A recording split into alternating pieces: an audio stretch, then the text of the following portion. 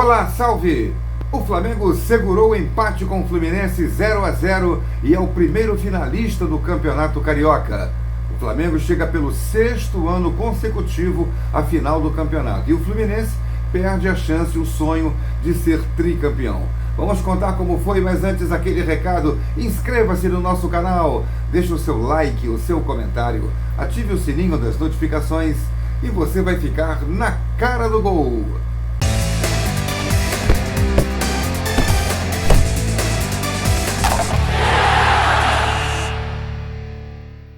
0-0 no Maracanã, um chute a gol certo de cada time nos cento e tantos minutos de futebol. Muito pouco para um Fla-Flu. As defesas foram muito mais fortes do que os ataques.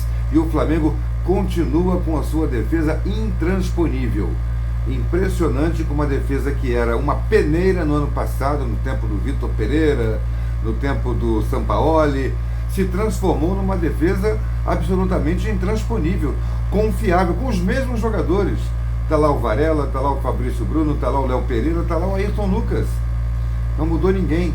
Entrou o Pulgar, ok, ali de volante, mas é a questão da maneira como o Tite arma o time, como ele protege a sua meta com o combate a partir do Pedro, é o primeiro defensor do time do Flamengo, lá na frente.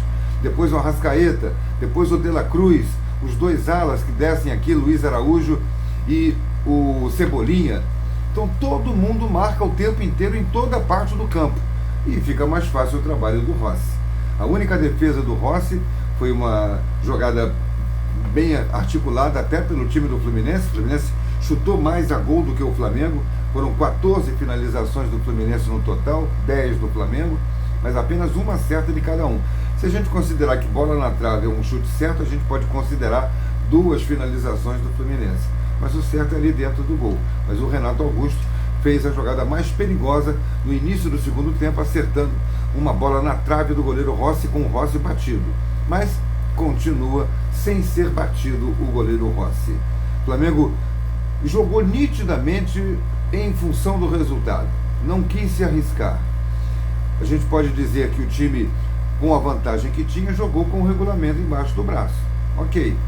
Mas quando a gente pensa em time de futebol, a gente pensa num time que joga com qualquer situação de campeonato, contra qualquer adversário, da mesma maneira.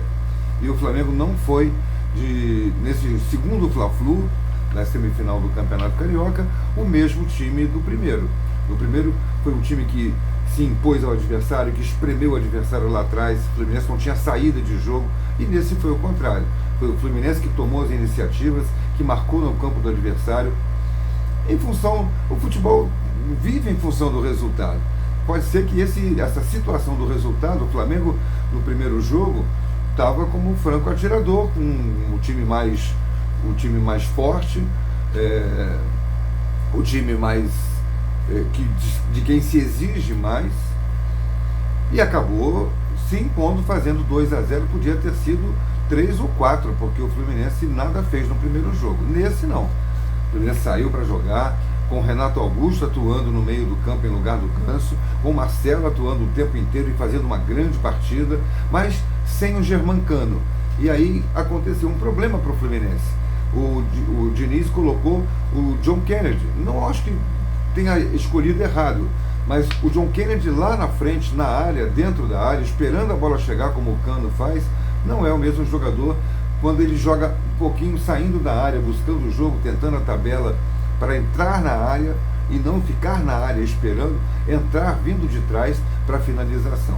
Teve uma chance que foi travada pelo Varela, ali no bico da pequena área já no segundo tempo, mas pouco mais ele pôde fazer na partida. O Diniz tentou apresentar no jogo uma novidade, uma surpresa para o técnico Tite do Flamengo. Colocou o garoto recém-contratado Marquinhos na lateral direita, ficou com um zagueiro, Marcelo, e pegou seus 2 volantes, André e Martinelli, que sabem jogar de zagueiro, se revezando como o segundo zagueiro, quando era necessário, quando o Flamengo atacava. Martinelli caía aqui e fazia ao lado do Manuel, ou o André. Mas ele quis aproveitar mais o André do meio para frente. E o André foi, para mim, o melhor jogador em campo. Uma partida excepcional, criando, saindo para jogar, sem medo de arriscar. Ele sai driblando da sua defesa no meio dos jogadores adversários com autoridade, com capacidade de fazer a jogada prosperar. E foi muito bom jogador. Só gostei da entrevista dele no final.